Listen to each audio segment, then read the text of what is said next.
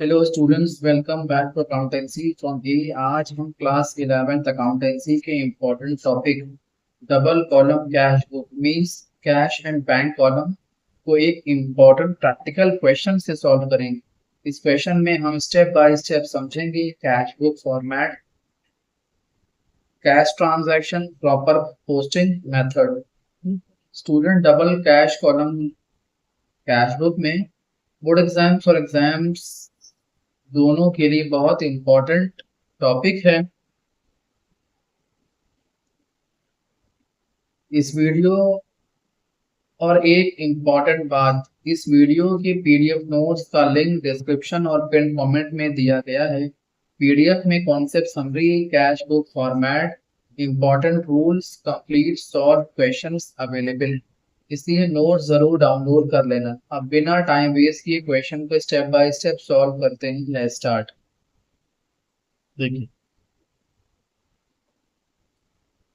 Cash book question number 7, Jan 1 2023।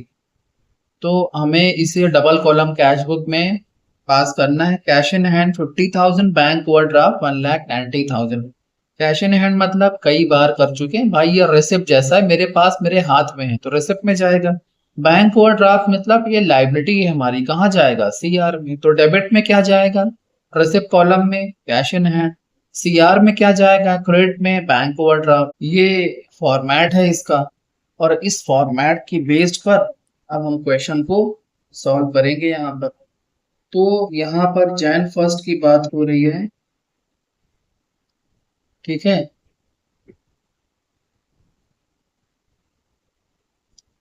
देखिए क्या लिखेंगे यहाँ पर, to balance BD.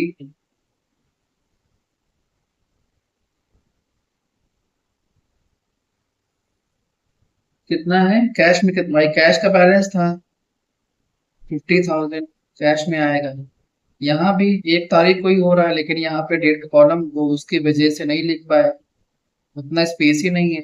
By balance BD, भाई सीआर बैलेंस होता है ना इसका, और ये 1,90,000 लाइबिलिटी हमें में जाता है ना हमेशा। ये चीज Jan two purchase good from Rajesh and less price of ₹50,000 and 5% trade discount and payment made by check.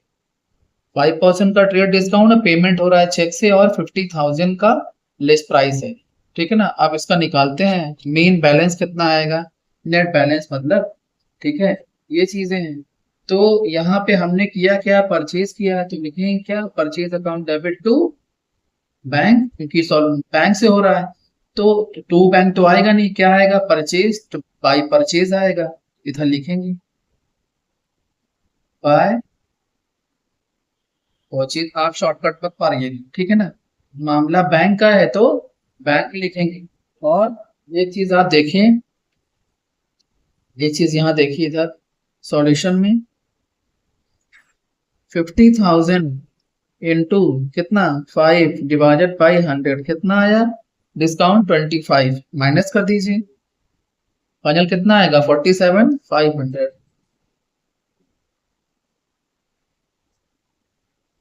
47,500 कहाँ, बैंक कॉलम में। क्लियर, इस तरफ आएगा, ठीक है ना, इधर नहीं आएगा। अब फिर देखिए इधर 6 वाला देखिए, good sold for ₹80,000 and payment receive by cheque. सामान बेचा है, चेक मिला है, तो क्या होगा, bank account debit to sales, cheque deposit on same day, 6 तारीख को डिपॉजिट कर दिया, तो क्या लिखेंगे, टू सेल्स, तारीख होगी, डेट होगी हमारी 6, तो टू सेल्स। और कितना होगा, बैंक की बात हो रही है, बैंक में है कितना, 80,000। कैश को लॉक कर देंगे, कुछ नहीं होगा वहां पर, मतलब साइलेंट कर देंगे। 6 हो गया। 6 के बाद देखिए भैया ये 10 वाला, गुड परचेज फॉर कैश, ये good purchase for cash of ₹19,800, यहाँ पे सिर्फ कैश की बात हो रही है। गुड्स परचेज किया है तो क्या होगा, purchase account debit to cash, तो टू कैश तो जाएगा नहीं, क्या जाएगा, बाई परचेज। तो यहाँ पे लिखेंगे 10 by purchase,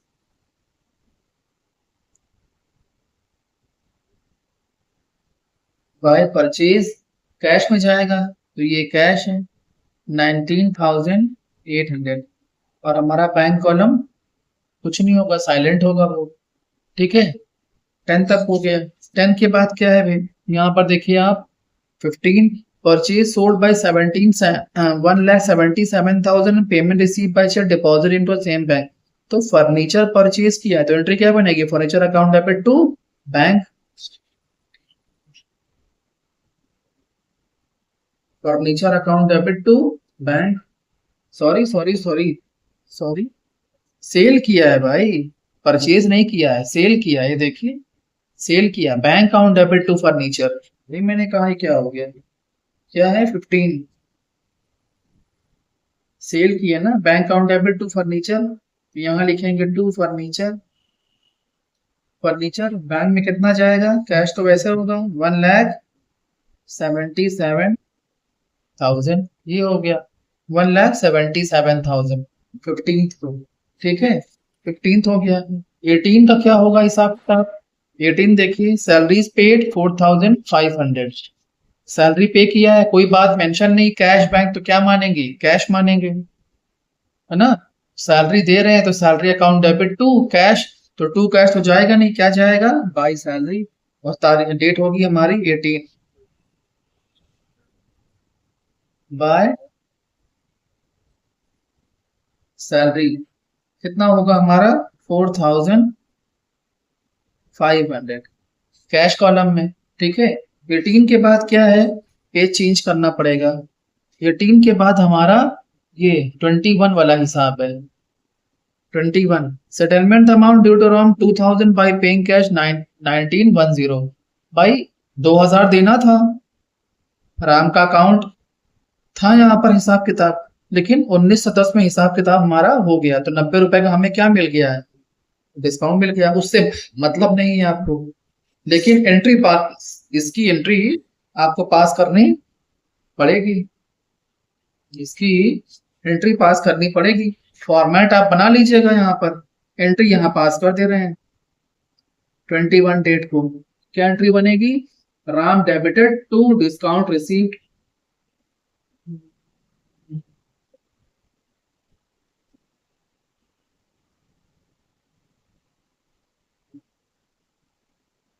to discount receive 90 rupees C R में एंड 90 रुपीज डी आर में। क्लियर, 21 का हिसाब था, अब ये तो एंट्री की बात थी, अब यहाँ पर अब कैश में इसका करेंगे, तो कैश 21, तो क्या आएगा, राम रिसीवर है तो क्या आएगा 21 में बाय राम, पेमेंट कैसे हो रहा था इसका 21 वाले का, कैश में, तो टू, तो क्या एंट्री सोचो क्या बनता, राम डेबिटेड टू कैश, तो टू कैश जाएगा नहीं, क्या जाएगा बाई राम, बाई राम की बात होगी, और 1910 वाला हिसाब यहाँ पे रहेगा, बैंक यहाँ पे ब्लॉक है, कुछ नहीं रहेगा, साइलेंट रहेगा बिल्कुल। हम्म, और 22 क्या हिसाब होता है, इजी था यहाँ पर, 22 वाला क्या हिसाब किताब था, कैश रिसीव फ्रॉम जय 14,780 in full settlement 15,000, cash receive किया है जय से, ठीक है ना, तो कैश अकाउंट डेबिट टू जय, कैश अकाउंट डेबिट टू जय, और डेट है हमारी 22, कैश अकाउंट डेबिट टू जय, तो 22, ये देखिए